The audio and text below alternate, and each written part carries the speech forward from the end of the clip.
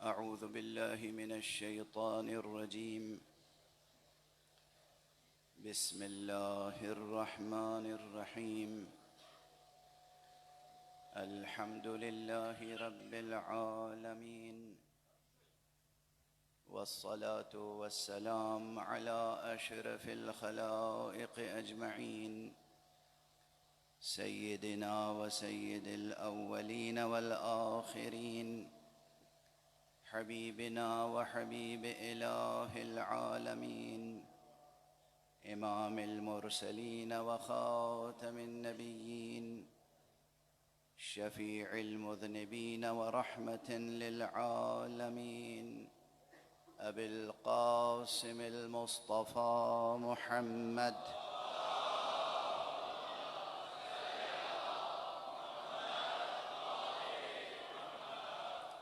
وعلى أهل بيته الطيبين الطاهرين الهداة المهديين المعصومين المظلومين، واللعنة الدائمة على أعداء الحق والدين.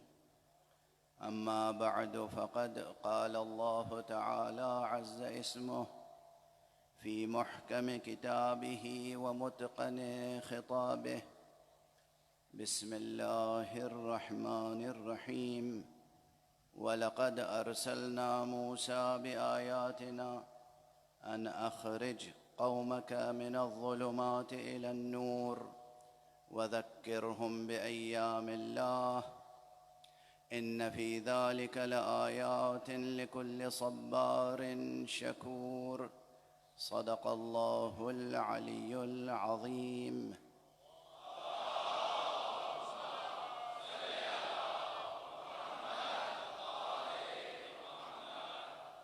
एक और बुलंदतर सलावत पढ़ देंगे।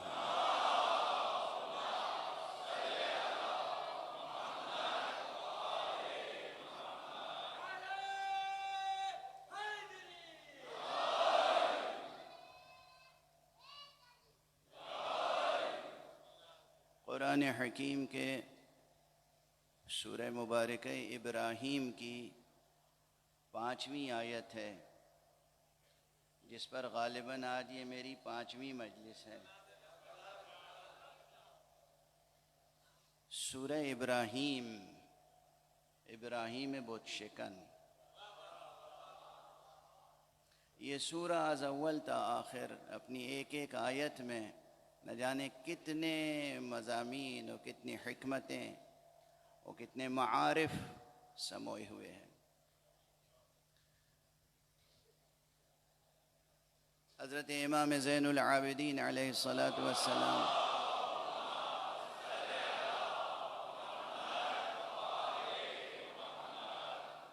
का ये इरशाद गिरामी कल की मजलिस में भी मैंने याद दिलाया था और इससे पहले भी अक्सर याद दहानी करता रहा हूँ। आपने फरमाया है कि कुरान मजीद की आयतें आयातुल कुरान ख़ज़ाइन, कुरान मजीद की आयतें ख़ज़ाने हैं, ख़ज़ाने। एक एक आयत एक इंतहाई अमीक़ व वसी व अरीज़ व अरीक़ ख़ज़ाना होता है। तो जब भी कोई शख्स किसी ख़ज़ाने के दहाने पे पहुँचे तो उस पर यह लाजिम होता है कि वो देखे इस ख़ज़ाने में क्या क्या अल्लाह ने नेमतें रखी हैं। तो तदब्बुर फ़िल क़ुरान के सिलसिले में और तफ़क्कुर फ़िल क़ुरान के सिलसिले में ये एक रहनुमा इरशाद है हमारे चौथे इमाम अलैहिस्सलाम का।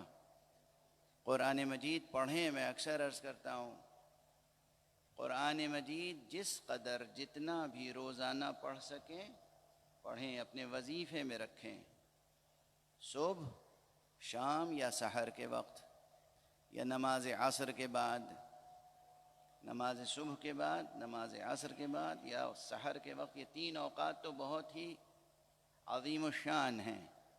ये वो औक़ात हैं कि जब कुरान मजीद इंसान आदाब कुरान के साथ बावुज़ू होकर इश्क़ इलाही के साथ तिलावत करता है तो अल्लाह सुब्हानहू व तआला वो अरबी जानता हो या न जानता हो, उस तिलावत करने वाले के क़ल्ब पर नूरानियतों की छूट पड़ती रहती है।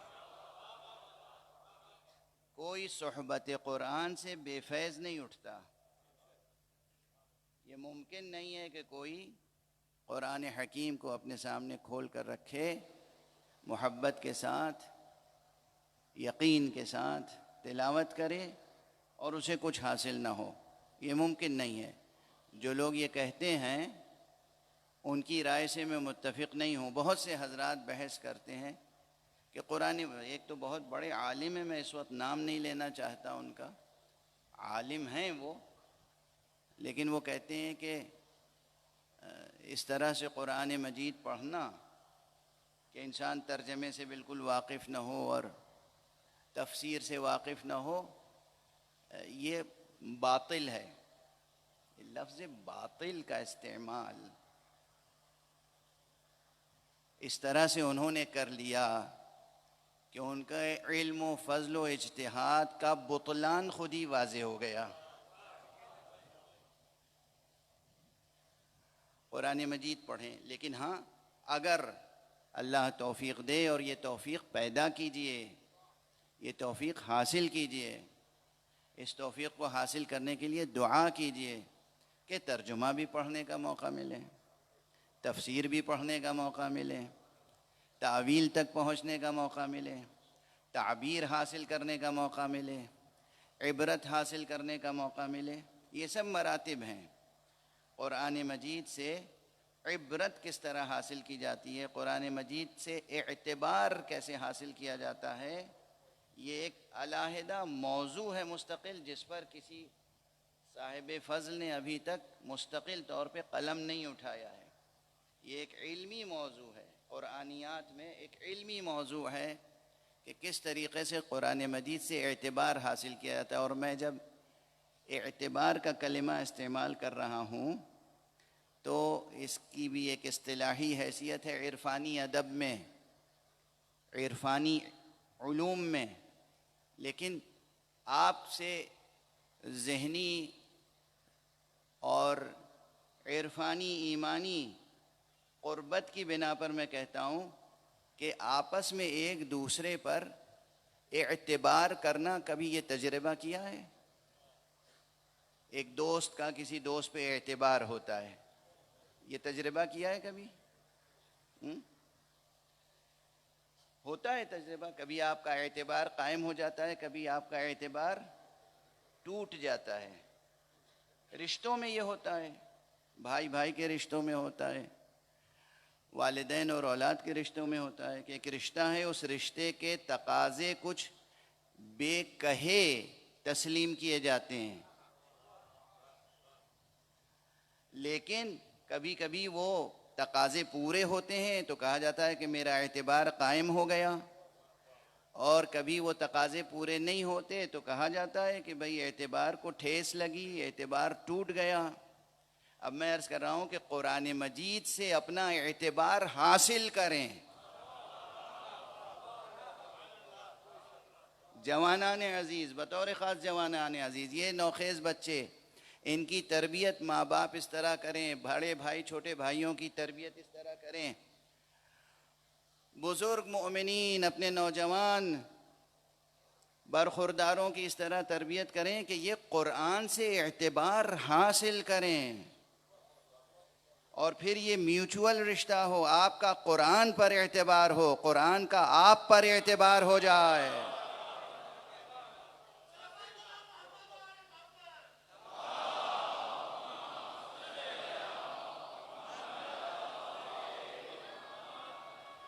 जिनके दरमियान जिन तिलावत करने वालों के किस्में हैं, खुद हदीस में ये मजमून आया है कि रुब्ब तालिन लिल कुरान वल कुरानो यलअनुहु, कितने कुरान मजीद की तिलावत करने वाले हैं जिन पर कुरान लानत करता है।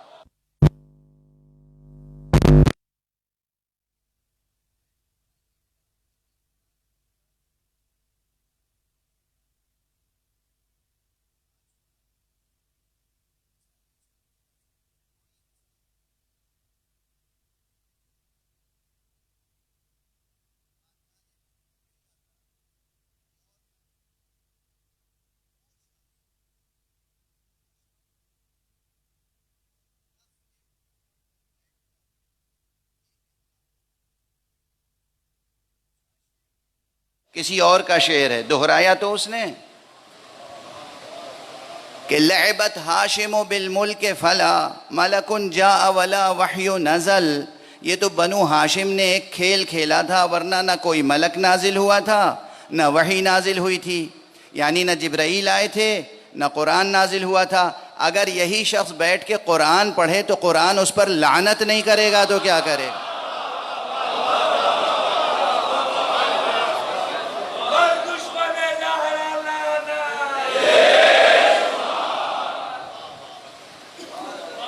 सारी उम्मत मिलके उसकी मग़फ़िरत के लिए दुआ करती रहे, तमाम अमवी फ़ुक़हा उसके लिए रहमतुल्लाह ताला अलैह कहते रहें, मगर जितनी बार ये रहमतुल्लाह ताला अलैह कहेंगे खुद कुरान उतनी बार उस पर लानत करेगा। तो वाज़ेह हुई बात। अब इसी सिलसिले को जब आगे बढ़ा तो एक और शख्स है, कहते हैं कि एक जवान था बनु उमय्या में, बड़ा सालिह जवान समझा जाता था, सालिह जवान समझा जाता था, नाम था उसका वलीद। और वो दिन रात नमाज रोज़ा और तिलावत कुरान, नमाज रोज़ा और तिलावत कुरान में मशगूल रहता था।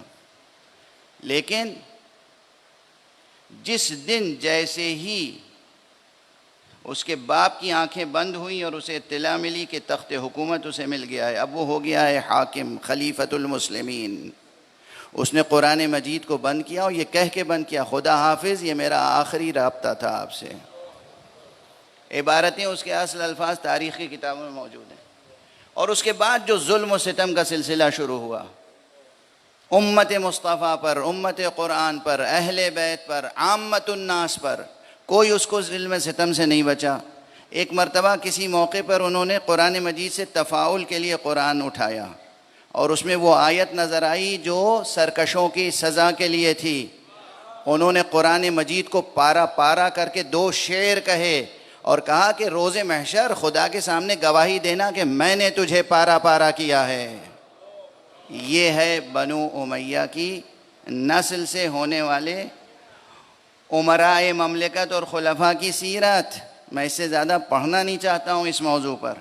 ऐसे अफराद जब कुरान पढ़ रहे होंगे तो कुरान उनके साथ क्या सलूक कर रहा होगा? वो कुरान पढ़ रहे होंगे, कुरान उन पर लान कर रहा होगा। तो कुरान मजीद से वो रिश्ता कायम कीजिए कि कुरान का आपके ऊपर एतबार कायम हो जाए, कुरान का आपके ऊपर एतबार कायम हो जाए और आपका कुरान पर एतबार कायम हो जाए। बहुत बड़ी इरफानी सैर व सलूक की बहस को समेट कर निचोड़ कर एक जुमले में अर्ज़ कर रहा हूँ, जब इंसान कुरान मजीद से एतबार हासिल कर लेता है और उसका एतबार कुरान पर कायम हो जाता है, तब उसकी ज़बान में ये तासीर पैदा होती है कि एक मरतबा बिस्मिल्लाह कह दे तो कुन फयकून का मौजज़ा हो जाता है।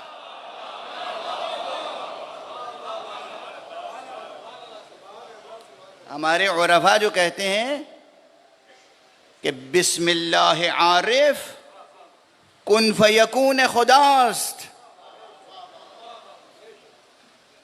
एक आरिफ जब बिस्मिल्लाह कह दे, कुछ नहीं, बिस्मिल्लाह कह दे, ये कैसे हो गया? यही बिस्मिल्लाह 100 बार पढ़िए, 1000 बार पढ़िए, 786 बार पढ़िए, कोई असर नहीं होता।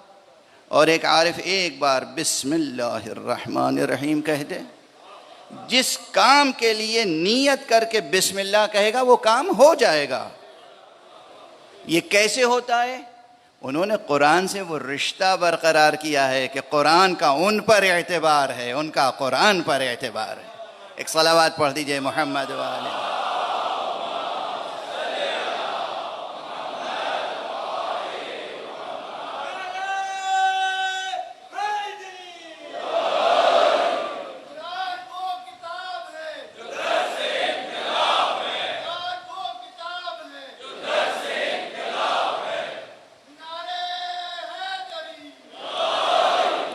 दुनिया ने देखे हों या ना देखे हों ऐसे अफराद, मैंने अपनी आंखों से देखे हैं। मैं नजफ़ अशरफ में जब था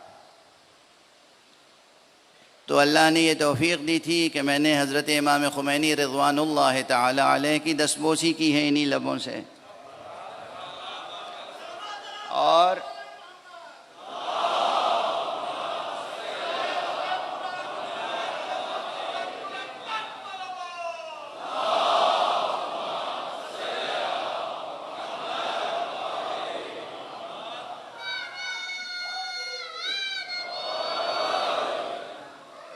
न जाने कितनी बार मैंने देखा है अपनी इन आँखों से करीब से, जैसे ये बच्चे मेरे पास बैठे हैं और मैं मौजूद होता था और वो घर से तशरीफ़ लाते थे, बाज़ारों से गुज़रते थे, तन्हा बस एक शख्स उनके साथ होता था पीछे पीछे। उमूमन जो होता है ना कि एक तकरीबन एक हल्का होता है, हालांकि वो वहाँ सियासी पनाहगुज़ी थे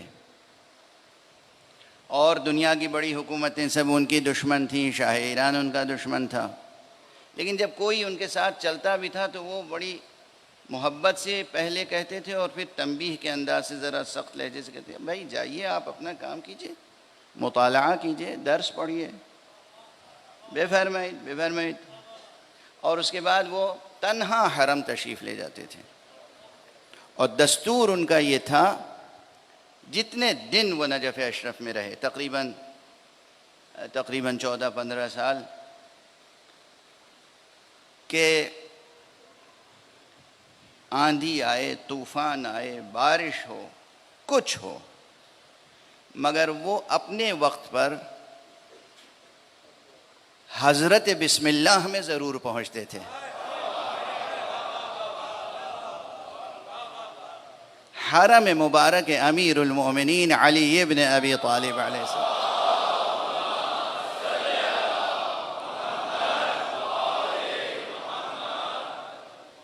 शहीद मरहूम उनके बड़े बेटे जो ख़ुद फ़क़ीह थे, बाप की मौजूदगी में साहिब नज़र थे, फ़िक़्ह में और इरफ़ान में, और साहिब सैर व सलूक थे, और उस रूहानी बुलंदी व मंजिलत पर थे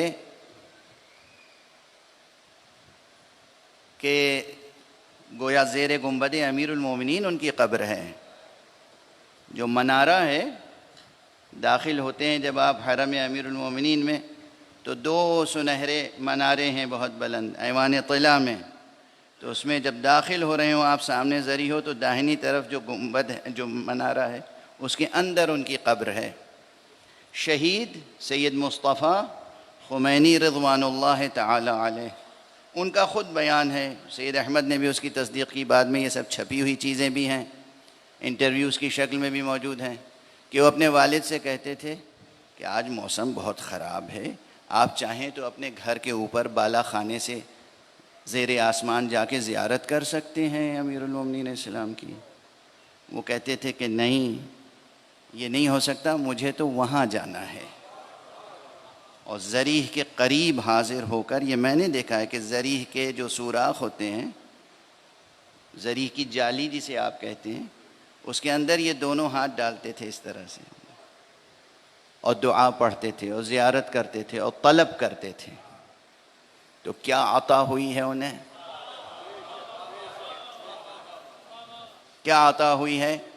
मैं फिर ये जुमला कह रहा हूँ, अल्लाह ने हज़रत इमाम ख़ुमैनी को, कि जो एक उम्मत मुस्तफ़ा के आलिम थे, वो अता किया है कि न जाने कितने अंबियाए बनी इसराइल रश्क की निगाह से देखते होंगे।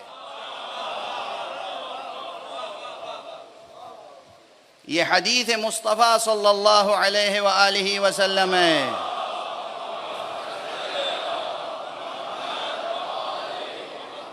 कि उलमा उम्मती का अंबिया बनी इसराइल, मेरी उम्मत के उलमा अंबिया बनी इसराइल के मानंद हैं। मेरी उम्मत के उलमा अंबिया बनी इसराइल की मानंद हैं, उनके मिसल हैं। जो लोग नहीं रखते मारिफत खुद अपने उलमा की, वो मासूम की मारिफत क्या पैदा करेंगे?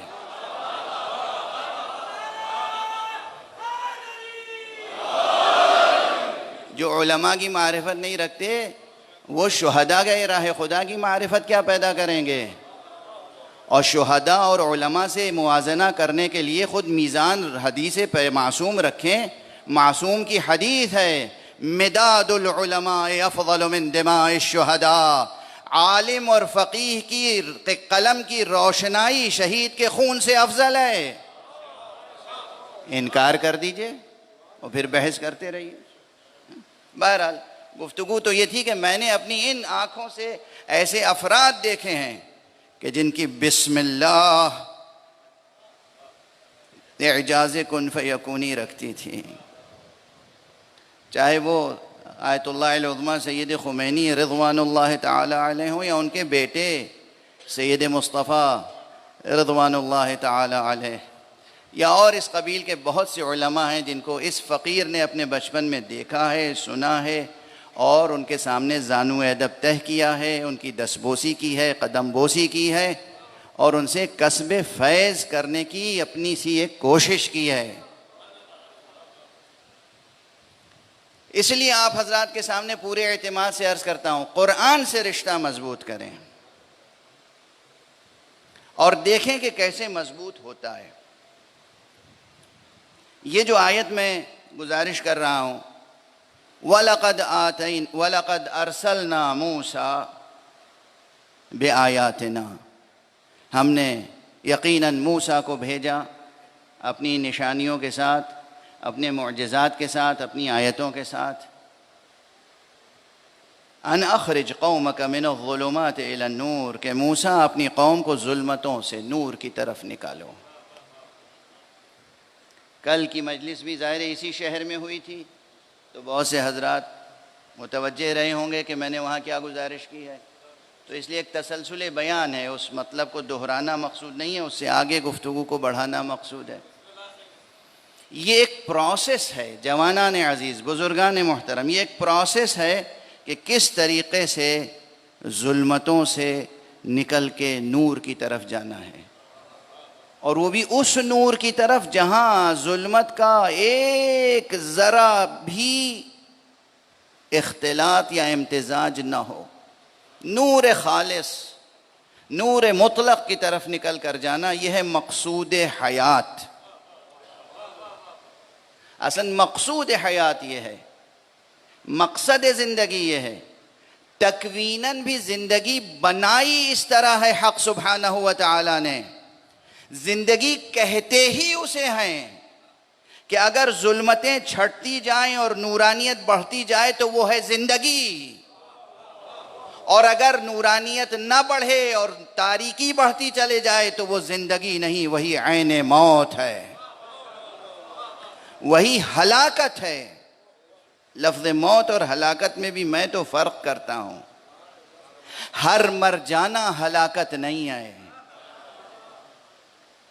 इश्क़ खुदा में, इश्क़ नबी में, इश्क़ अहले बैत में मर जाना भी हलाकत नहीं, शहादत है। और ये भी कोई शायराना मजमून नहीं है, ये भी कोई ज़ोर खिताबत में मेरा कोई जज्बाती बयान नहीं है। हदीस मुस्तफ़ा सल्लल्लाहु अलैहि वालिहि वसल्लम,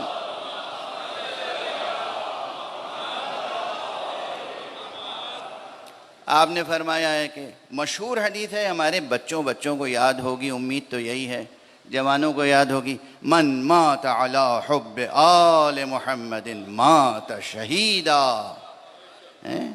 जो भी हुब्ब आल मुहम्मद पर, जो भी मोहम्मद व आले मोहम्मद की मोहब्बत पर मर मिटे, वही जी उठता है। ये हदीस मुस्तफ़ा है, और इस हदीस मुस्तफ़ा को सिर्फ शिया मुहद्दिसीन ने नहीं नक़ल किया है, उलमाए अहले सुन्नत ने भी खूब नक़ल किया है और अच्छी सनदों के साथ नक़ल किया है। तो मौत और हलाकत में भी फ़र्क है, लेकिन हयात हकीकत में वो है, ज़िंदगी हकीकत में वो है कि जहाँ ज़िंदगी में हमेशा तारीकियाँ कम होती चली जाएं, नूरानियत बढ़ती चली जाए। इसका एक वसीला क्या है? एक तो यही है, कुरान मजीद रोज़ पढ़ें, जितना पढ़ सकें, फिर जितना समझ सकें उतना समझें। फ़र्ज़ कीजिए कि आपने एक सफ़ा पढ़ा, एक सफ़े पे 20 आयतें हैं, 20 की 20 आयतें एक दिन में आप समझने की वुसअत वजूदी नहीं रखते।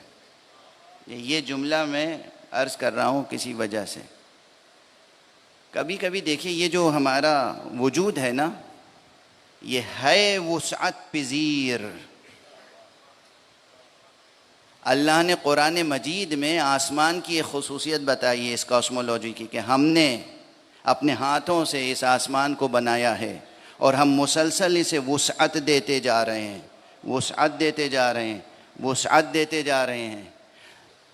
खुदा की कसम, खुद आपका नफ्स, आपके वजूद के अंदर भी एक आसमान पोशीदा है, और वो आसमान भी ऐसा है कि जिसे दस्ते कुन फयकूनी हक़ सुबहान मुसलसल वुसअत देना चाहता है और दे रहा है। लेकिन वो चाहता यह है कि आप भी तो चाहें कि यह आसमान वसी से वसी तर हो। आपके वजूद में वो सात, वो वुसअत, वो पहनाई, वो गिराई, वो गहराई, वो पहनाई, वो बुलंदी, वो गहराई पैदा हो कि जिसमें उलूम की समाई होती चली जाए। इसे कहते हैं वुसअत वजूदी। और उसमें होता यह है कि कभी एक आयत समझी, और यकीन कीजिए कि कभी उसमें मानी इतने संगीन होते हैं कि अगर समझ में आ जाएं तो इंसान कभी गश कर जाता है। आयात कुरान, आयात कुरान, ये तर्जमा पढ़ के नाज करने वाले क्या जाने कि कुरान के मानी का वज़न क्या होता है। कुरान मजीद की आयतें, एक आयत का मजमून समझ में आ जाए तो इंसान पर गशी सितारी हो जाती है। लेकिन वो गशी नहीं होती जिसे बेहोशी कहते हैं। वो कैफियत नहीं होती, एक अजब कैफियत होती है। ये जिस्म कमज़ोर हो जाता है, लागर हो जाता है, थोड़ी देर के लिए महसूस होता है कमज़ोरी आ गई है, लेकिन रूह कवी होती चली जाती है, रूह कवी होती चली जाती है। रूह के बार को उस वक्त ये जिस्म उठा नहीं पाता है। तो मुसल्ले पर जब तिलावत करता है इंसान तो उससे फिर उठा नहीं जाता इन कदमों से जब तक कि फरिश्ते आके सहारा न दें उसको। ये कुरान मजीद की तिलावत के तजर्बे हैं जो अर्ज़ कर रहा हूँ। कुरान मजीद में तफक्कुर, तदब्बुर, कभी चेहरे का रंग बदल जाएगा, आँखों का रंग बदल जाएगा, जिस्म कमज़ोर हो जाएगा जब कोई आयत समझ में आ जाएगी कि क्या बात कही है। इसकी दलीलें ख़ुद कुरान मजीद में मौजूद हैं। सूरह मुबारक हश्र पढ़ लीजिए। सूरह मुबारक हश्र में कुरान मजीद के वज़न का तज़किरा है या नहीं है? लौ अंज़लना हाज़ल कुरआन अला जबलिन लरअयतहु खाशिअम मुतसद्दिआ। अगर इस कुरान को हम किसी पहाड़ पर नाजिल करते तो तुम देखते कि वो पहाड़ रेजा रेजा हो जाता। यह है वज़न कुरान। अगर क़ल्ब मोमिन पर कुरान मजीद की किसी एक आयत के मानी भी आश्कार हो जाएं लुत्फ़ हक़ से, तो ये क़ल्ब लरज़ उठता है। और ये जो क़ल्ब में लर्जिश आती है और पूरे जिस्म में कमज़ोरी आती है, ये बिल्कुल ऐसे ही है कि जैसे मैटर जल रहा हो और उससे एनर्जी पैदा हो रही हो। ये मैटर एनर्जी का रिलेशन मालूम है ना, बच्चों को मालूम है अब, है कि मैटर जो है वो कन्वर्ट हो सकता है एनर्जी में, और एनर्जी जो है कन्वर्ट हो सकती है मैटर में। लेकिन उमूमन इंसानी तजर्बे में एक रुख आया है। ये जो एटम बम हुआ और ये सब हुआ, सब आप जानते हैं ना। अब ये तो 6ठी 7वीं 8वीं दर्जे के बच्चे भी जानते हैं कि मादे को फना करके क़ुव्वत पैदा करने का तजर्बा खूब इंसान ने किया है। क़ुव्वत को मादे में बदलने का तजर्बा अभी जिस हद तक हुआ है वो ज़ेर गौर है या ज़ेर सवाल। लेकिन आप अगर कुरान मजीद के साथ रब्तो, इर्तिबातो, इबरतो, एतबार का रिश्ता कायम करना चाहें तो वहाँ सिलसिला ये कि ये मादी वजूद है आपका। इस मादी वजूद के अंदर एक आपका लतीफ़ नूरानी वजूद है। आप सब के अंदर आपका एक अपना लतीफ़ नूरानी वजूद है। जिस अल्लाह ने आपको ये मादा दिया है, उसी अल्लाह ने इस मादे के अंदर एक नूरानी वजूद भी रखा है। ये मुमकिन नहीं है कि कोई सरपरस्त आपको एक ईंट पत्थर का घर बना के दे दे और अंधेरा घर बना के दे। वो घर जब देगा रहने के लिए, परवान चढ़ने के लिए, तरबियत के लिए, तो उसमें रोशनी का इंतज़ाम भी करेगा। अल्लाह सुब्हानहू व तआला ने हमें आपको ये जिस्म अता किया है, सिर्फ जिस्म मादी नहीं अता किया है, इसके अंदर पहले से एक नूरी हकीकत भी रखी है।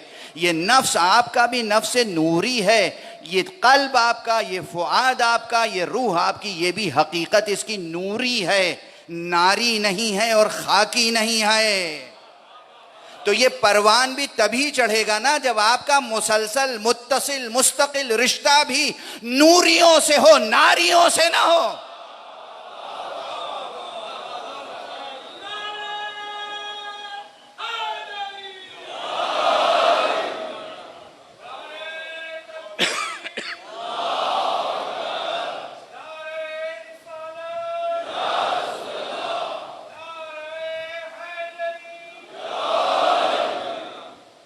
एक और सलावत पढ़ दें मोहम्मद।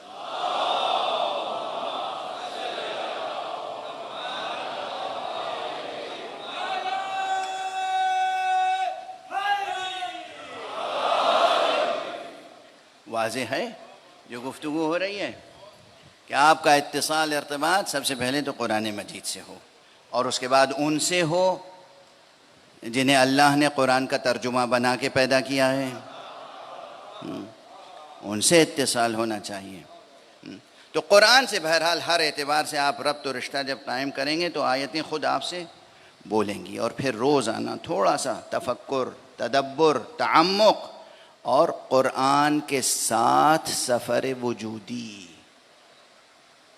ज़हन का सफ़र कुरान के साथ, क़ल्ब का सफ़र कुरान के साथ, रूह का सफ़र कुरान के साथ। जब कुरान के साथ ज़हन व क़ल्ब व रूह का सफ़र हो जाएगा, ये तजर्बा जब पैदा होगा, तो ज़हन कभी पस्ती की तरफ जाएगा ही नहीं, हमेशा बुलंदी की तरफ जाएगा, हमेशा बुलंदी की तरफ जाएगा। जब ज़हन बुलंद होगा, नफ्स बुलंद होगा, क़ल्ब बुलंद होगा, तो अक़दार भी बुलंद पैदा होंगे, अखलाक भी बुलंद पैदा होंगे, और कभी इंसान से कोई इंसानी बुलंद और रफ़ी मर्तबे से गिरी हुई कोई हरकत सादिर हो ही नहीं सकती। इस रुतबे पर आम इंसान पहुंच सकते हैं अगर रियाजत करें। जिन्हें अल्लाह ने मासूम पैदा ही किया हो, उनका रुतबा कितना बुलंद होगा।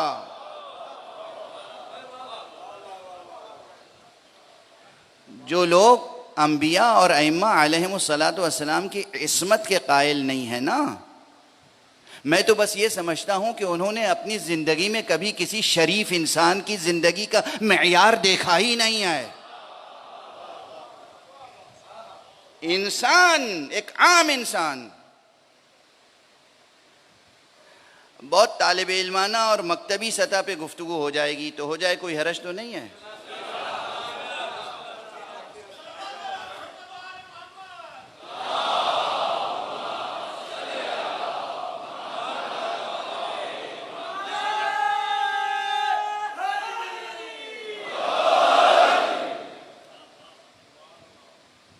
चंद बड़े गुनाह हैं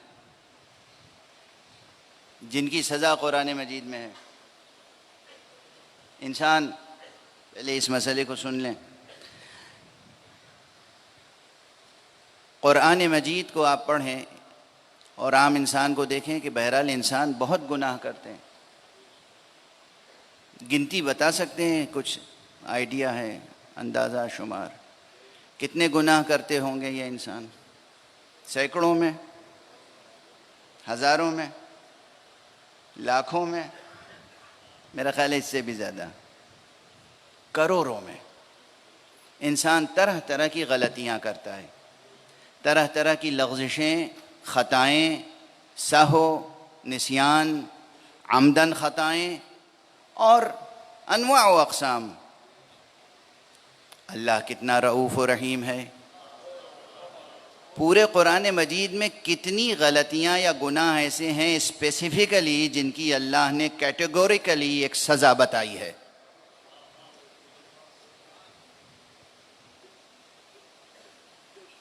पाँच या छः बस।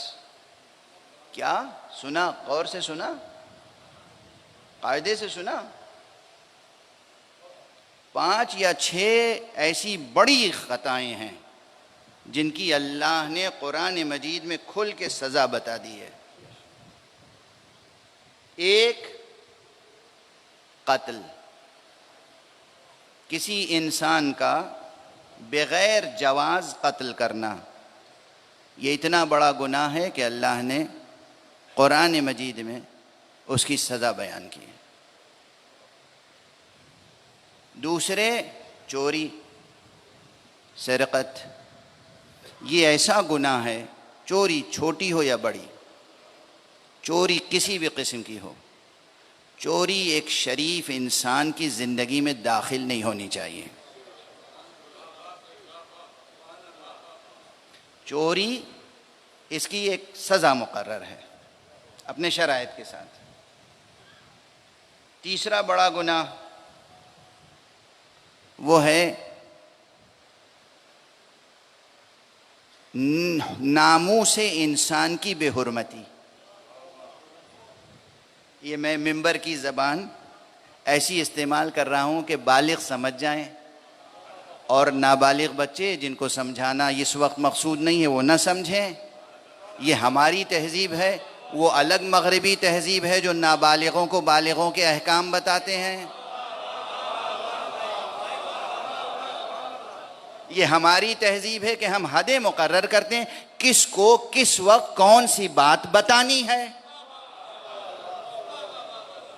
तो तीसरी बात यह है कि नामूसे इंसानी की बेहुरमती, ये इतनी बड़ी सज़ा है, इतना बड़ा गुनाह है कि कुरान मजीद में सज़ा मुकर्रर है।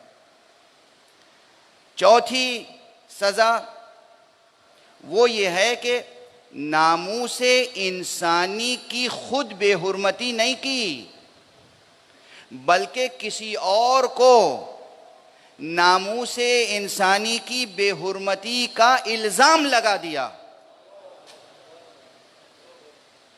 ये भी अल्लाह को पसंद नहीं है।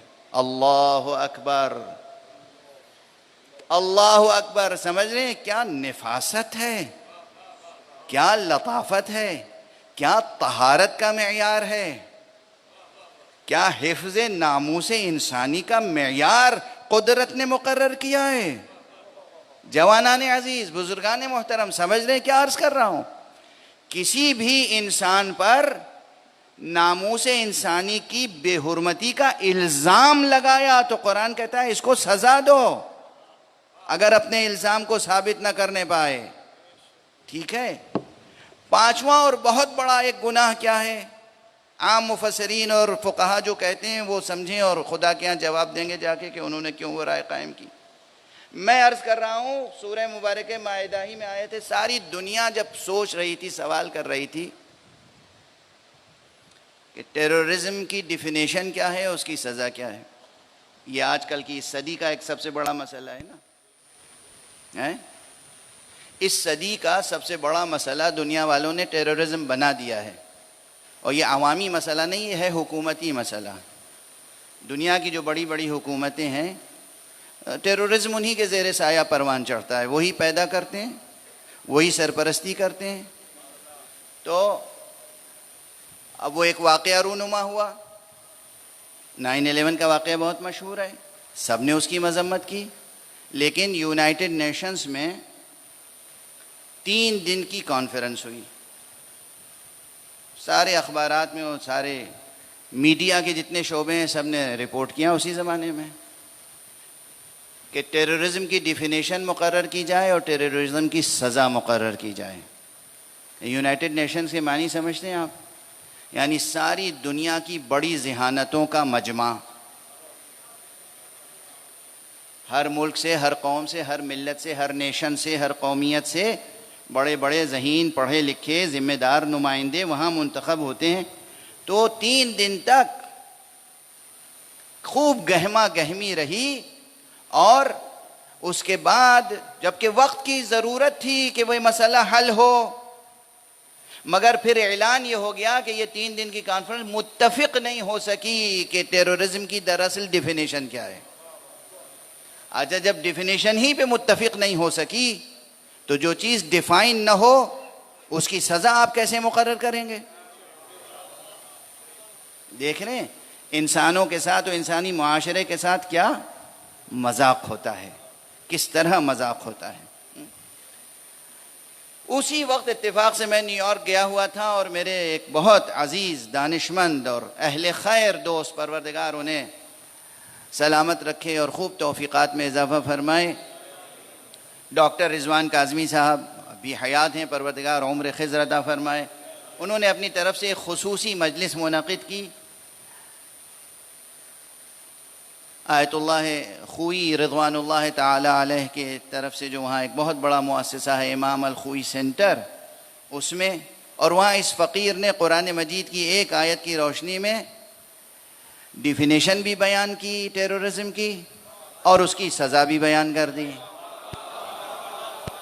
और फिर उसको हमने उर्दू में भी अंग्रेज़ी में भी मकालात लिख कर शाया भी कर दिए। और एक हवाले के तौर पर सिर्फ अर्ज़ कर रहा हूँ, इस बर्र सग़ीर में, हिंद पाकिस्तान बर्र सग़ीर, इसमें इलाहाबाद हाई कोर्ट की एक गूंज रही है हमेशा।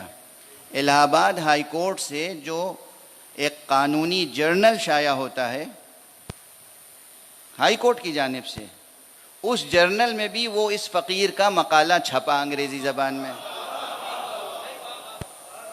और उसके बाद बहुत से हाई कोर्ट के और सुप्रीम कोर्ट के जजेस के फ़ोन आए कि साहब ये तो आपने बड़ी रोशनी दिखा दी है, वो भी कुरान मजीद की आयत से कि टेररिज्म किसे कहते हैं और उसकी सज़ा क्या हो सकती है।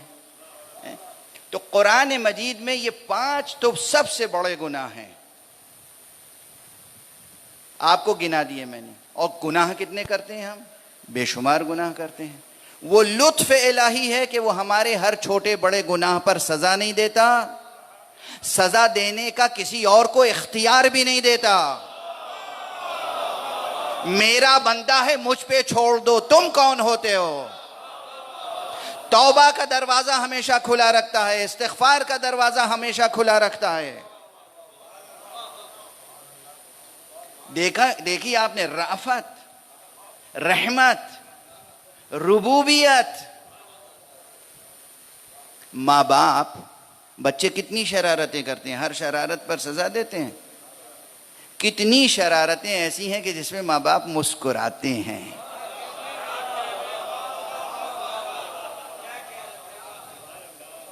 कितनी शरारतें ऐसी हैं जिसमें माँ बाप मुस्कुराते हैं कि नादानी में क्या क्या ज़िहानत की बातें कर रहा है।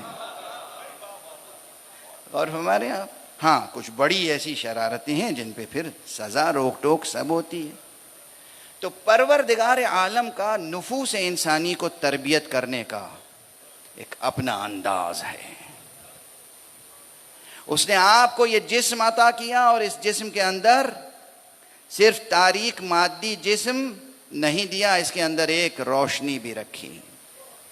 वो जो रूह है वो आपकी रोशनी है, आपके अंदर जो नफ्स है वो भी रोशन नफ्स अता किया है आपको अल्लाह ने। और उसके बाद कहा है कि ये हर इंसान को मिला है ये। अब ये मैंने आपको गिना दिए बड़े बड़े गुनाह, और उसके बाद एक सवाल करता हूँ जो मैंने कहा था कि ज़रा गुफ्तगू, यानी मैं कोशिश कर रहा हूँ कि मकाम मिंबर से जो बयान का मेयार है वो कायम रहे। कोई भी इंसान जा रहा हो, आप उसे देख के कह सकते हैं कि यकीनन अपनी ज़िंदगी में इसने ज़रूर कत्ल किए होंगे, कह सकते हैं? हक़ है आपको? हक़ है? नहीं है। यानी ये मफरूज़ है कि एक इंसान कत्ल क्यों करेगा? नहीं करेगा। कोई भी इंसान आए तो सबसे पहले वो बरीउ ज़िम्मा समझा जाता है जब तक कि इल्ज़ाम उस पर साबित ना हो जाए, है ना। तो अस्ल अव्वली क्या साबित हुई? इंसान की इस्मत या गुनहगारी?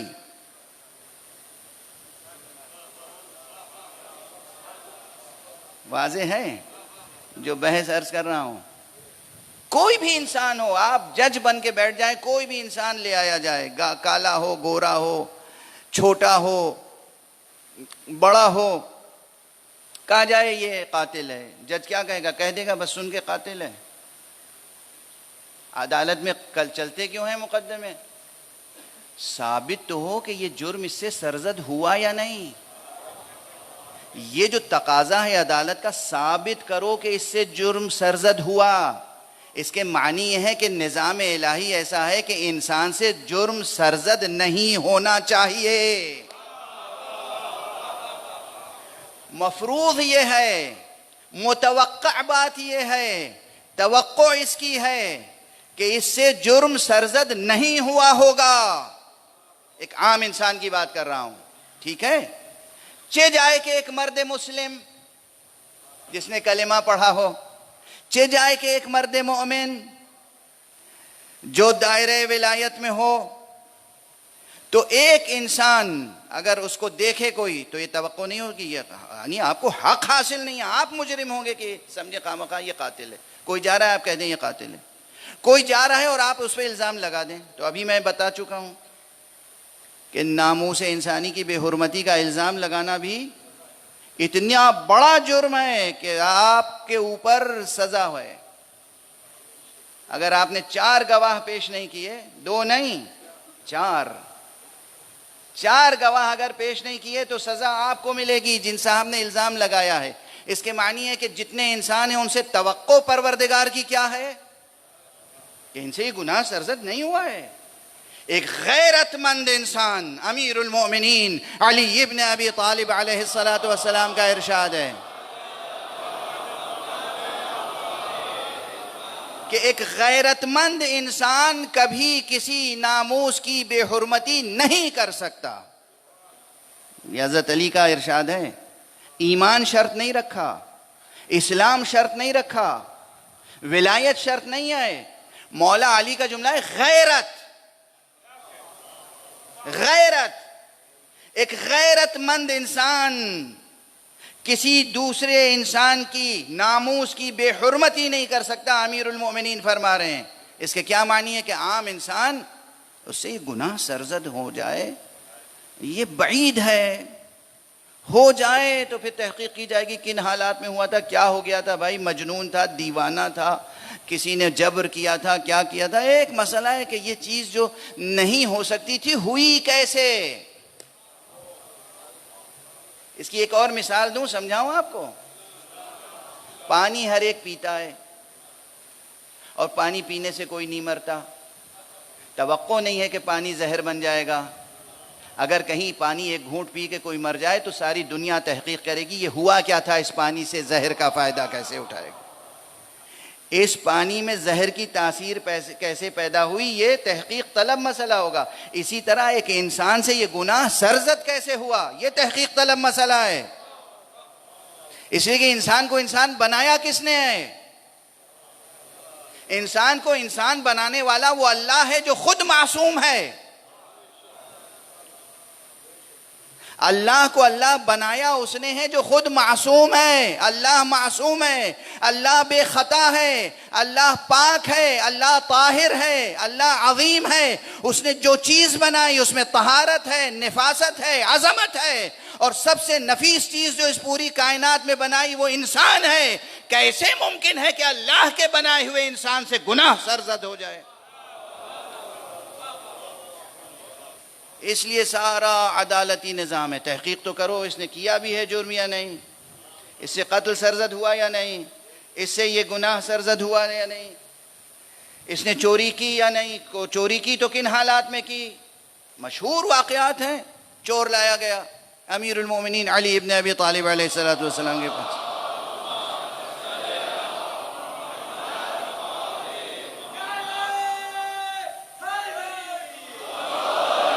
फौरन आपने उसका हाथ कलम नहीं किया, तहकीक तो करो हालात क्या थे, इसकी रोजी रोटी आमदनी है नहीं है, बीवी बच्चे हैं या नहीं है।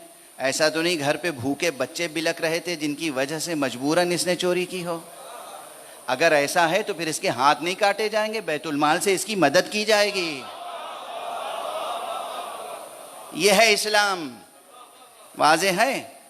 तो अब बात को मुख्तसर करूं कि जिन लोगों को अंबिया और अइम्मा की इस्मत समझ में नहीं आती, उनको ये बहस समझनी चाहिए कि आम इंसान को अल्लाह ने मासूम पैदा किया है, और चाहे उसके ऊपर आयत नाजिल हो या ना हो, कुरान नाजिल हो या ना हो, तौरात नाजिल हो या ना हो, सहीफ़ा कोई आसमान से नाजिल हो या ना हो, उसको हिफाजत करने वाले फरिश्ते मौजूद हो या ना हो, अपनी खिलकत के एतबार से अगर एक इंसान गैर मुनहरिफ ज़िंदगी बसर करता रहे तो वो दुनिया में जिस तरह मासूम आया है उसी तरह मासूम जाएगा। उसका दामन गुनाहों से आलूदा नहीं हो सकता। चे जाए कि जिन पर अल्लाह ने आयतें नाजिल की हों, कुरान नाजिल किया हो, फरिश्ते उनकी मदद के लिए हों, उनको मासूम आप न समझें।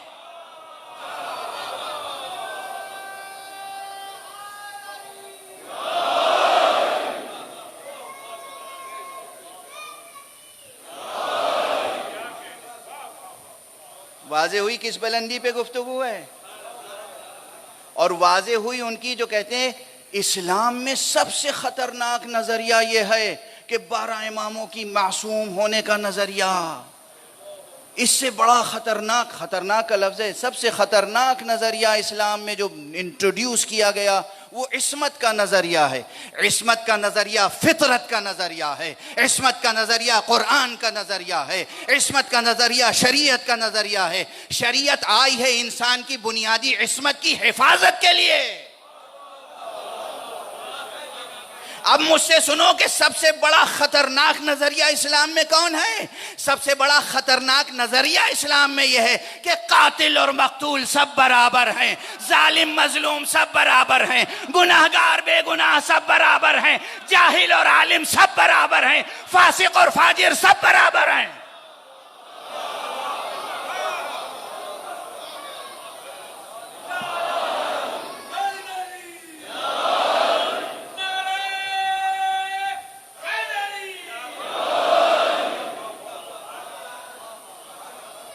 ये वो बराबरी का नजरिया है जिसने मिल्लत इस्लामिया के चेहरे को रूह सियाह बना दिया। ये वो नजरिया है, अमलन भी और नजरियाती एतबार से भी। यानी क्या इस्लाम बनाया है, कुरान से हटके और मुस्तफ़ा से हटके सल्लल्लाहु अलैहि वआलिहि वसल्लम।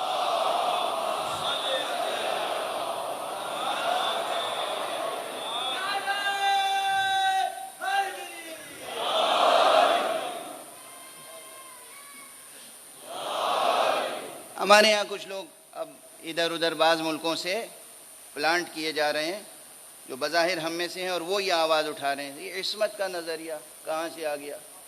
आइए मैं समझाता हूँ इस्मत का नज़रिया कहाँ से आ गया। अगर आपकी वालिदा ने ख़ता नहीं की है तो आप भी मासूम हैं।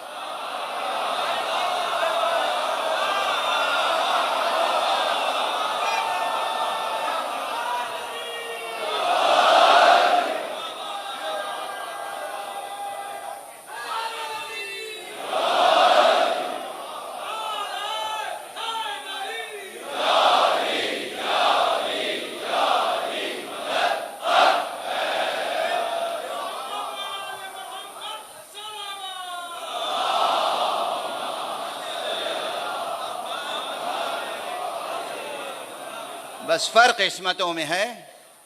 एक इस्मत वो है कि जो आम इंसान की इस्मत अल्लाह की खुदा दाद इस्मत है कि अगर वो इंसानी कदरों पे ज़िंदगी बसर करता चला जाए और इनहिराफ ना करे तो उससे कोई बड़ा गुनाह सरजद नहीं हो सकता।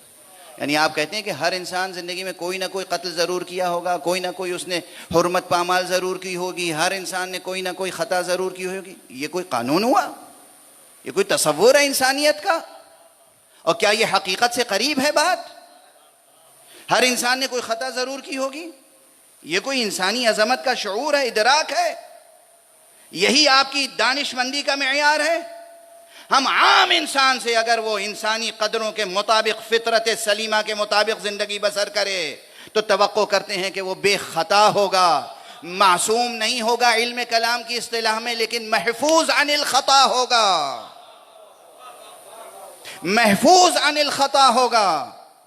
कितने ज़हीन है जिनके लिए आप कहते हैं कि भाई ये माशाल्लाह देखिए इनसे कुछ हो सकता है लेकिन इस मसले में इनसे कभी भूल नहीं हो सकती। तजर्बे हैं, तजर्बे हैं।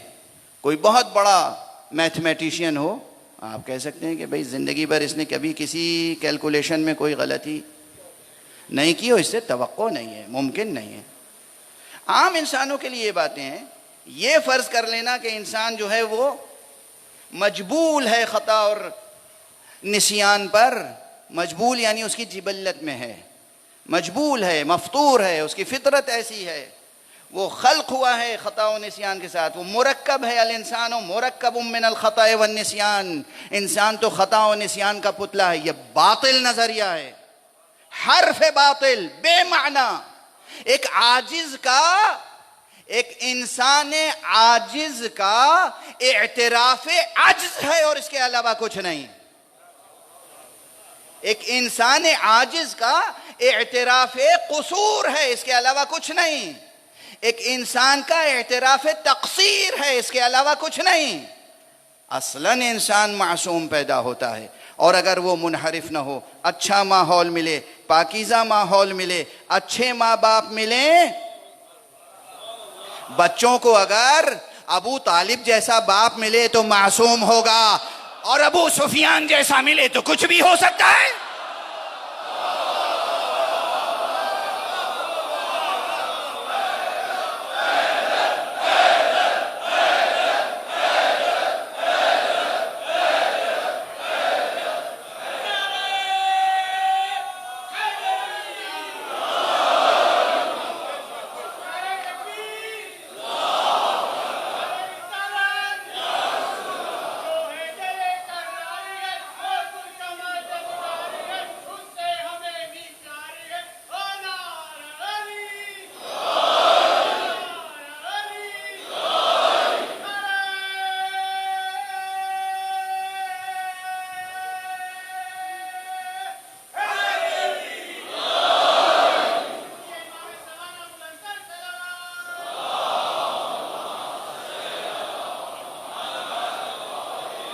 खुदा की कसम, तारीख़ बशरियत में अल्लाह ने जनाब अबू तालिब जैसी शख्सियतों को नबूवत ज़ाहिरी न देकर, इमामत ज़ाहिरी न देकर, विलायत ज़ाहिरी न देकर ये एहसान किया है ताकि इंसान के सामने अज़मत इंसानी का मनारा कायम रहे।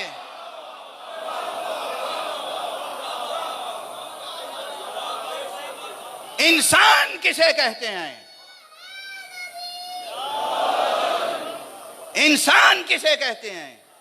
मोहम्मद को देखकर तो हम ये पहचानते हैं नबी किसे कहते हैं, रसूल को देखकर तो हम ये समझते हैं रसूल किसे कहते हैं, अली को देखकर ये हम समझते हैं इमाम किसे कहते हैं, नबी को, वली को, अली को देखकर समझते हैं वली किसे कहते हैं, अबू तालिब को देखकर हम समझते हैं इंसान की अजमत का मेयार क्या होता है।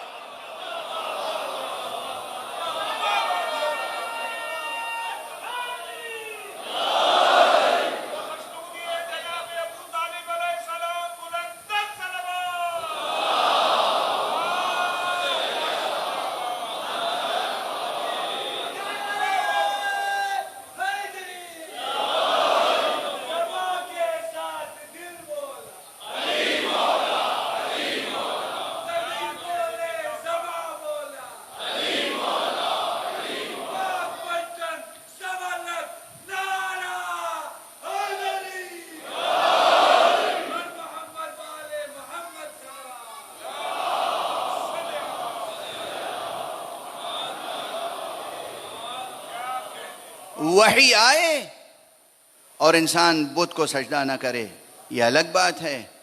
जिब्राईल और फरिश्ते आए और हिफाजत करें और इंसान बुतों को सजदा ना करे, यह अलग बात है। न वही नाजिल हो, न फरिश्ते नाजिल हों, चारों तरफ बुत रखे हों, फिर भी कोई बुत को सजदा ना करे। ये किस अज़मत इंसानी का मेयार है? ये किस अज़मत इंसानी का मेयार है? बहरहाल आम अज़मत इंसानी पे गुफ्तगू हो रही। तो इंसान बनाया है अल्लाह ने, जिस्म दिया है आपको, नूरानी रूह आपके अंदर रखी है, और उसके बाद फिर कहा ये जिस्म जुल्मानी और रूह है नूरानी, और कहा है कि अब तुम्हें जुल्मतों से निकल के नूर की तरफ जाना है। देखिए इसी आयत से कितने मबाहिस चले आ रहे हैं। अब चूँकि वक्त तमहीदी मबाहिस में गुजर गया, लेकिन जब तक ये तमहीद इस तरह पेश नहीं की जाए, मैं नहीं समझता कि इन बच्चों के लिए मसाइल हल होंगे, मुनकशिफ होंगे। ये एक प्रोसेस है। आप लोगों ने नई सहाफत में एक लफ्ज़ बहुत सुना होगा, यूरेनियम की अफजूदगी, इनरिचमेंट ऑफ यूरेनियम, है ना। ये एक साइंस है, ये एक प्रोसेस है, इसका एक पूरा सेटअप है। तो आपके अंदर जो रूह है ना, नफ्स, ये आपके अंदर का यूरेनियम है। मिसाल है, मिसाल, अब बाद में मकतबी एतराज ना कीजिएगा। ये आपके अंदर, ये जमीन जो है, इसके अंदर जो कुछ है ना, सब आपके अंदर भी है। तो आपके अंदर भी एक यूरेनियम है। अच्छा, यूरेनियम की अफजूदगी से क्या क्या होता है? इंसानों को सिर्फ तबाह किया जाता है? नहीं, ये एक और नामाकूल और नाकाबिल कबूल और मकरूह और हराम अमल है।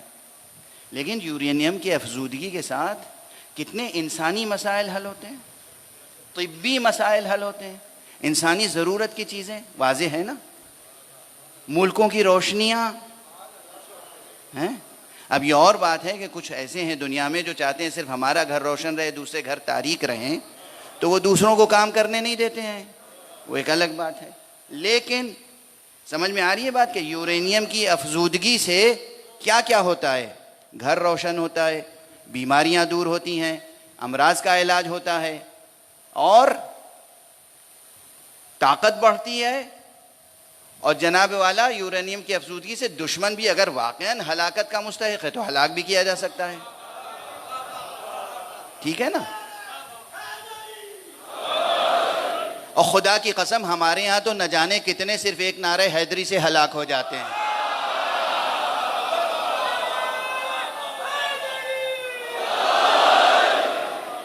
इसमें किसी शक की गुंजाइश?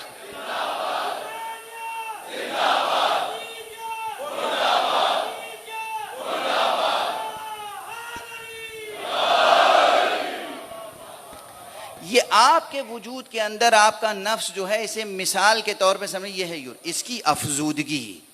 जैसे जैसे इसकी अफजूदगी होगी, एनरिचमेंट होगा, वैसे वैसे जुल्मतें कम होती चली जाएंगी और नूरानियत बढ़ती चली जाएगी। एक सफ़र है जो इखराज मिन अज़्ज़ुलुमात इला नूर, ये जुल्मतों से नूर की तरफ निकलते जा रहे हैं।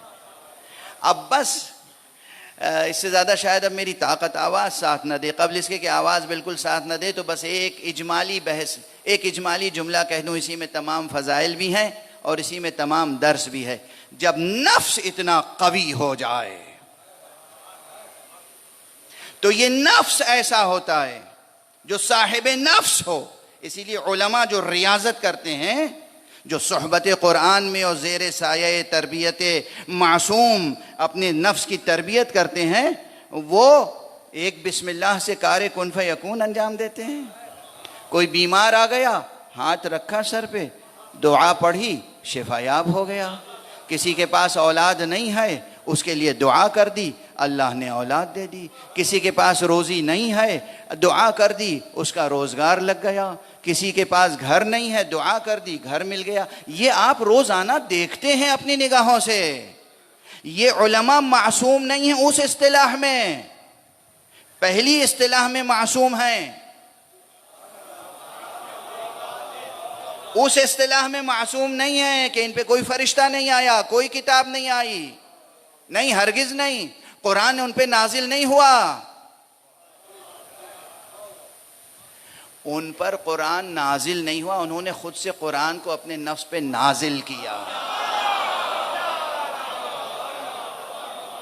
वो सोहबत कुरान में रहे, उन्होंने कुरान मजीद की एक एक आयतों को हिर्ज़ जाँ बनाया, विर्द जाँ बनाया, फिर हिर्ज़ जाँ बनाया, और फिर कुव्वत जाँ बनाया, नूर क़ल्ब बनाया, नूर ज़हन बनाया। लबों से सफ़र तय करके वो बात वजूद तक पहुँच गई। जब वो होता है तो फिर दुआ दे दी, हो गया। और अगर कोई दुश्मन आ गया, खुदा न खास्ता कभी कोई आरिफ किसी के लिए बद्दुआ करे, जब आम उरफा और मुत्तकी मोमिनीन की ये कैफियत है, तो मैं कैसे समझाऊं कि इमामुल मुत्तकीन, अमीरुल मोमिनीन, काइदुल गुर्रिल मुहज्जलीन, यासूबुद्दीन। नफ्स रसूल की क्या कैफियत होगी जब हमारे आपके तरबियत याफ्ता नफ्स में ये जौहर पैदा हो जाता है। नफ्स रसूल की क्या कैफियत होगी, अली की क्या कैफियत होगी, खुद मुस्तफ़ा सल्लल्लाहु अलैहि वालैहि वसल्लम।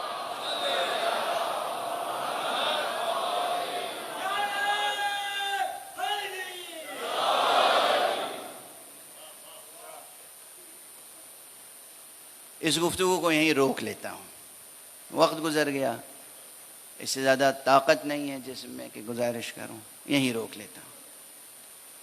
इनका नफ्स नफीस मुहताज भी नहीं था कि एनरिचमेंट के प्रोसेस से गुजरे। ये सब हमारे लिए है, ये जो प्रोसेस है नफ्स के एनरिचमेंट का, ये हमारे लिए है, आम इंसान के लिए।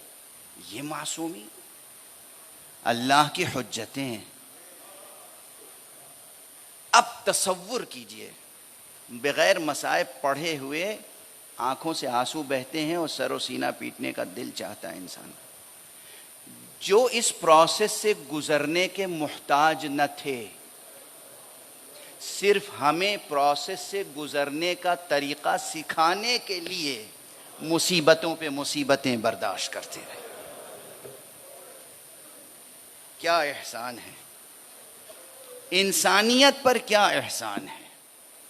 और फरमाने आप, तवज्जो है इस हकीकत की तरफ। मुस्तफ़ा सल्लल्लाहु अलैहि वसल्लम इंसान कामिल, मासूम अकमल, ज़ख़ीरे इस्मत इलाही, नबुव्वत की हकीकत जिस ज़ात में मुनहसर, वो जब ज़बान से कहे मा ऊज़िया नबियुन क़त्तु फ़िल्लाह कमा ऊज़ीत, गालिबन यही इबारत सही बुखारी में गालिबन, या उसके नुस्खों में जो शुरूह में है, मा ऊज़िया नबियुन क़त्तु फ़िल्लाह कमा ऊज़ीत, किसी नबी को अल्लाह की राह में उतनी अज़ियतें नहीं दी गई जितनी मुझे दी गई। अंदाज़ा कर सकते हैं, ये एक जुमला सर और सीना पीटने के लिए इस उम्मत के लिए काफ़ी नहीं है। जो हमें तंज करते हैं, ताना देते हैं कि ये रोते क्यों हैं, ये मातम क्यों करते हैं। हकीकत इंसानी से वाकिफ नहीं हो तुम, कुरान से क्या वाकिफ होगे, नबुव्वत से क्या वाकिफ होगे, मकाम इमामत और विलायत से क्या वाकिफ होगे। न उम्मत की अजमत से वाकिफ, न इमामत की अजमत से आगाह, मुस्लिह दौरा बने हुए हैं।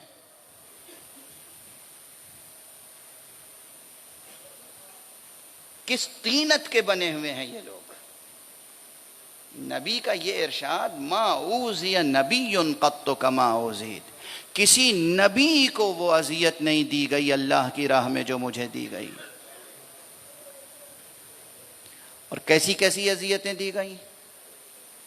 बस आज 13 मुहर्रम है, आज आपके सरो सीना पीट के रोने के लिए बस एक रिवायत काफ़ी है। हमें रोकते हो रोने के लिए, हम जब सर पे खाक डालते हैं तो हमें रोकते हो, मना करते हो। अरे जनाब बीबी उम्मे सलमा ने ख्वाब में किस तरह रसूल को देखा था।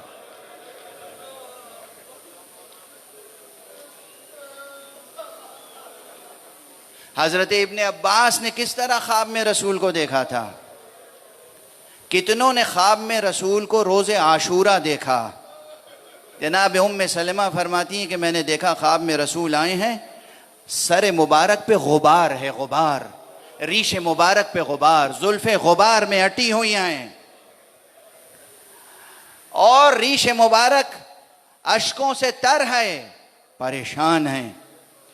मैंने पूछा या रसूल अल्लाह मैं किस कैफियत के साथ देख रही हूँ आपको।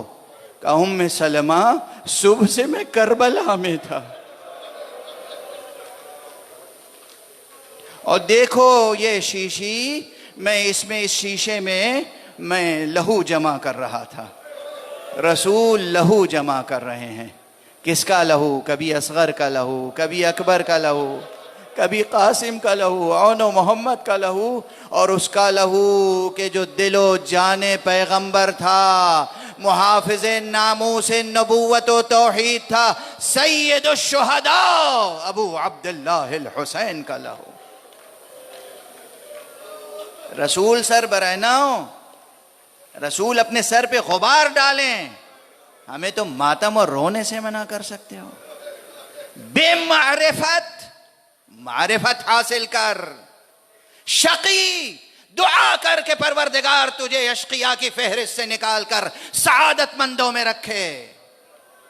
ये हुसैन पर रोना भी उन असबाब में से एक सबब है जो नफ्स इंसानी को इनरिचमेंट के प्रोसेस से गुजारता है। पाक होते हैं हमारे नफ्स, जरखेज होते हैं हमारे नफ्स, इस आज़ादारी के जरिए से जुल्मतें कम होती हैं, नूरानियत में इजाफा होता है। ये फर्श अज़ा पर आने वाले हुसैन पर गिरिया करने वालों की आंखों में जो मारिफत का नूर है, दूसरे क्या जाने। ये सीने पे हाथ मारने वालों के दिल जिस कदर नूरानी होते हैं, रोशन होते हैं, दूसरे क्या समझ सकते हैं? नहीं समझ सकते। तजर्बा कहते ही उसे हैं कि जिसे तजर्बे में जब तक लाया ना जाए उस वक्त तक वो बात समझ में नहीं आती। क्यों ना गिरिया हो, रसूल क्यों ना गिरिया करें? जिसको रसूल ने पहचानवाया हो बार बार, हादा हुसैन फ़ारिफू, ये मेरा हुसैन है, इसे पहचान लो, ये मेरा हुसैन है, इसे पहचान। किस किस तरह से हुसैन की बेहुरमती की गई। मैं मिंबर पर उमूमन कोशिश करता हूँ कि बस नस से रिवायत, असल वाक़या नकल कर दूँ। अपने तासुरात अलग होते हैं लेकिन असल वाक़या, इस वाक़े में कितनी अलमनाकी है।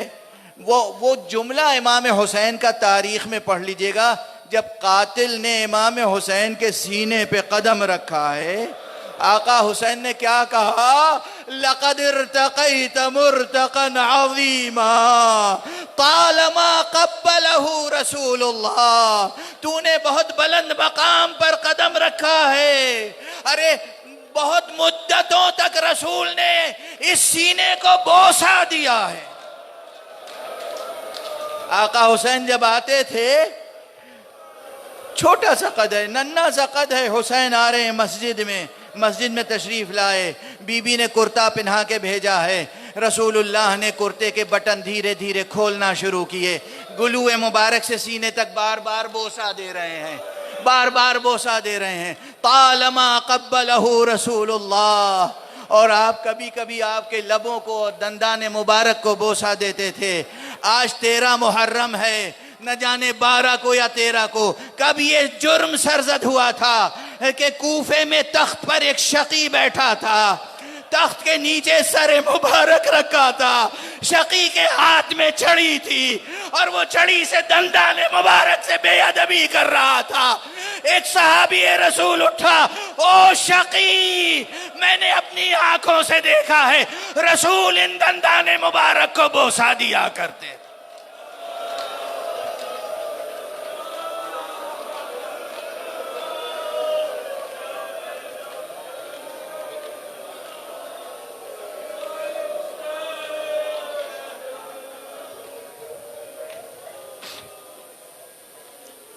इन्ना लिल्लाहि व इन्ना इलैहि राजिऊन। रिज़न बिक़ज़ाइहि व तस्लीमन लिअम्रिहि।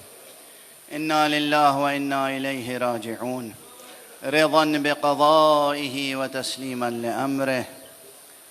इन्ना लिल्लाहि व इन्ना इलैहि राजिऊन। रिज़न बिक़ज़ाइहि व तस्लीमन लिअम्रिहि। परवरदिगार, हमें उलूम कुरान और मारिफ़ अहले बैत से आशना फरमा। परवरदिगार, हमारे सीनों में हमेशा चराग़ तौहीद रोशन रहे। परवरदिगार, हमारे हाथों में हमेशा दामाने ख़त्म नबूवत रहे। माबूद परवरदिगार, हमारे कदम हमेशा सिरात मुस्तकीम विलायत पे गामज़न रहें। माबूद परवरदिगार, हमारे सरों पर मरजइयात रशीदा का साया कायम रहे। फ़ुक़हाए आदिल, फ़ुक़हाए उदूल का साया बरक़रार रहे। हमारे मुआशरे में उलमाए सालिहीन की कसरत फरमा। परवरदिगार जो उलमा इस मजलिस में तशरीफ़ फरमा है, इनकी तौफ़ीक़ात में इजाफ़ा फरमा, इनको अपनी हिफ्ज़ व अमान में रख। मोमिनीन को इनसे ज़्यादा से ज़्यादा कसम फैज़ करने की तौफ़ीक़ अता फरमा। परवरदिगार इनकी तायीद फरमा, नुसरत फरमा, हिफ्ज़ व अमान में रख। परवरदिगार माबूद हमारे सरों पर मर्जिओ रहबर मिल्लत इस्लामिया का साया बरक़रार रहे। परवरदिगार अपने वली आखिर को इज़्न ज़ुहूर अता फरमा और उनके हाथों से अपनी रहमत व राफ़त व अदालत का परचम लहरा दें। इल्तिमास है कि एक मरतबा सूरह हम्द और 3 मरतबा सूरह इखलास पढ़कर मरहूम व मग़फ़ूर शायर अहले बैत सैयद अंसर रिज़वी, सैयद अली अंसर रिज़वी साहब की रूह को और तमाम शुअराए अहले बैत जो मरहूम हो चुके हैं, तमाम शुहदाए राह खुदा, तमाम शुहदाए राह अज़ा और तमाम मरहूमीन मोमिनीन व मोमिनात की रूहों को शाद फरमाएँ।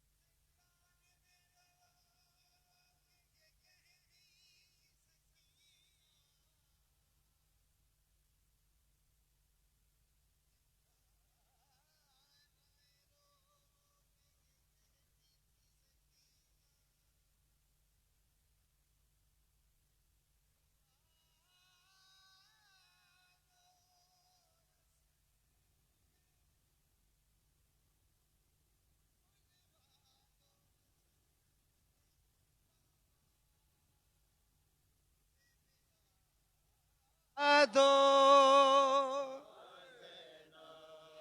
जिंदान में रो रो के ये कहती थी सकीना, खुलवा दो रसन मुझे तुम बाबा से मिला दो। गर ये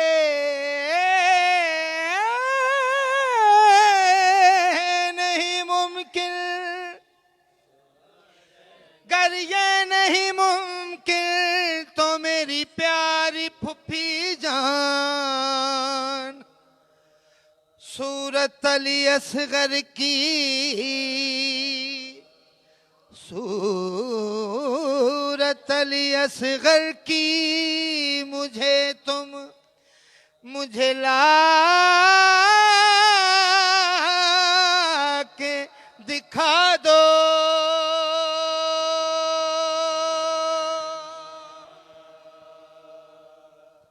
बाप से छूट के जिसको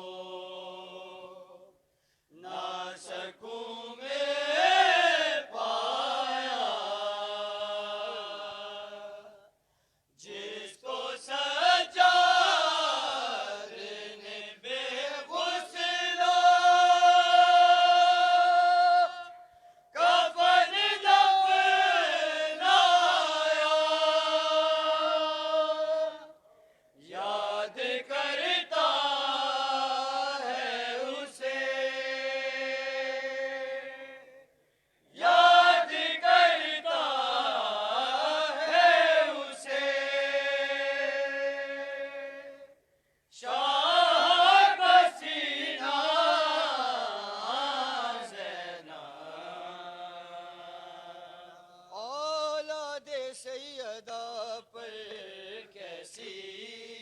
शाम आई।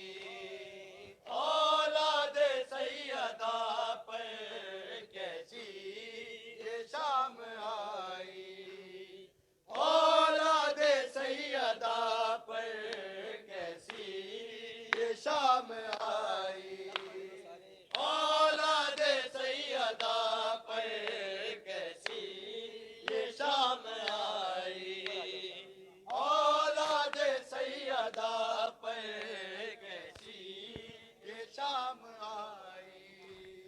औलाद सैयदा पर कैसी ये शाम आई।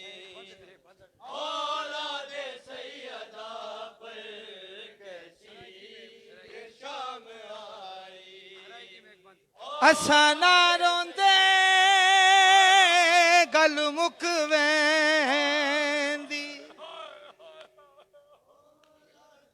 असा ना रोंदे गल मुक वेंदी। या गाल जिगर को खा गई।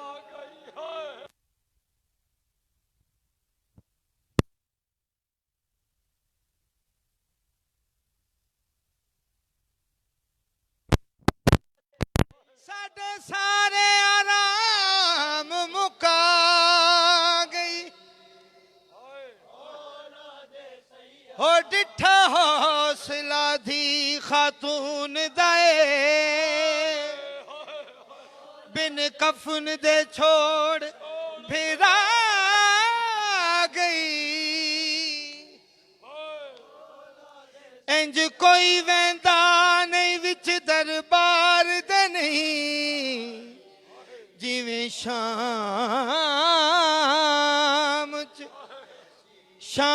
च आन दी मां गई। कैसी ये शाम आई। औलाद सैयदा पर सज्जाद रो रहे हैं। ज़ैनब से मुँह छुपा गए। कैसी ये शाम आई। औलाद सैयदा पर कैसी ये शाम आई। औलाद सैयदा पर जो घर से दो कदम भी पैदल नहीं चली है। एक दिन में वो ही ज़ैनब अब्बास बन गई है। मेरे पे आ गई है। तन्ने आलम उठा कर।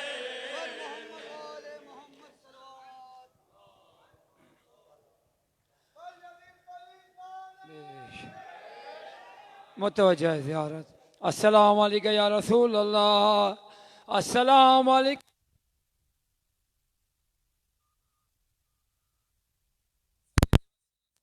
फातिमा ज़हरा सैयद निसाइल आलमीन। अस्सलाम अलल हुसैन अला अली इब्न अल हुसैन व औलाद अल हुसैन व सहाब अल हुसैन व अंसार अल हुसैन जमीअ रहमतुल्लाहि व बरकातुहू। अस्सलाम वालेकुम या गरीब अल गुरबा। अस्सलाम वालेकुम या मुइन ज़ुअफ़ा वल फ़ुक़रा। अस्सलाम वालेकुम या शम्स शमूस। अस्सलाम वालेकुम या नीस नफूस। अय्युहम्मद फ़ेम बेअर्ज़ तू सुल्तान अबल जम या अबल हसन या अबल हसन या अली इब्न मूसी रज़ा अराज़ व क़द्र व क़ज़ा व रूही व जिस्म अल फ़िदा। अस्सलामु अलैकुम व रहमतुल्लाहि व बरकातुहू। अस्सलाम वालेकुम या साहिब असर व ज़मान मौला अलमान अलमान अलमान। अस्सलाम वालेकुम या शरीक अल कुरान। अस्सलाम वालेकुम या खलीफतुर रहमान। अस्सलाम वालेकुम या महज़रुल ईमान। अस्सलाम वालेकुम या शरीक अल कुरान। अस्सलाम वालेकुम या ऐनुल हयात। अस्सलाम वालेकुम या सफ़ीनतुन नजात। अजलाउ ताला फरजक वसलाहु ताला मखरजक व ज़हूर। अस्सलाम वालेकुम रहमतुल्लाहि व बरकातुहू। नाज़रीन मौला का एहतमाम है।